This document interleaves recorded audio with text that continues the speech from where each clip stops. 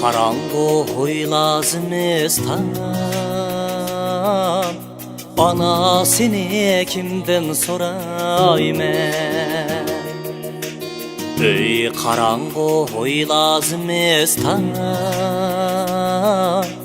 anasını kimden sorayım?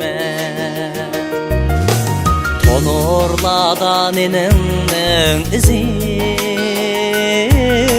yumşak nanni kimden sorayım? Tonurlardan eninin izi yumşak nanni kimden sorayım?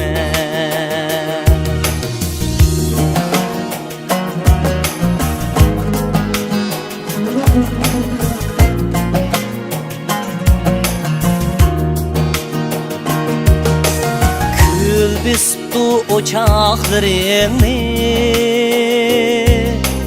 gül bistu kevrilerini, gül bistu ocaklarını,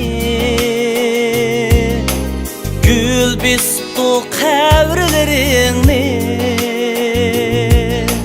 Erkilisem umam kenide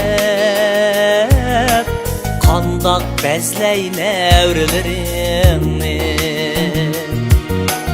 Erkilisem umam kenide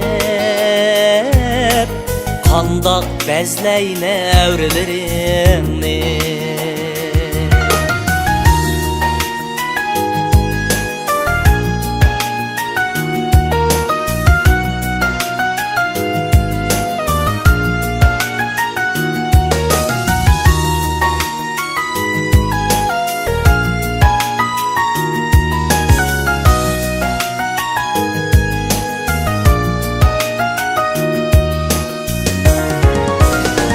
Yığınımam seni can ana,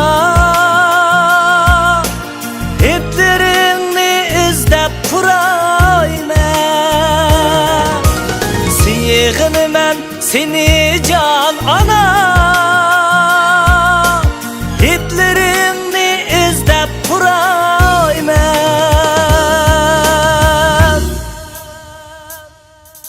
Sekiz cennet yar bulsun sana,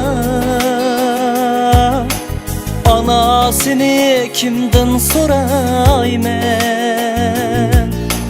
Sekiz cennet yar bulsun sana, anasını kimden sorayım? Sekiz cennet yar bulsun sana,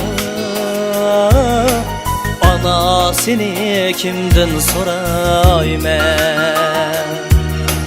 Anasını kimden sorayım?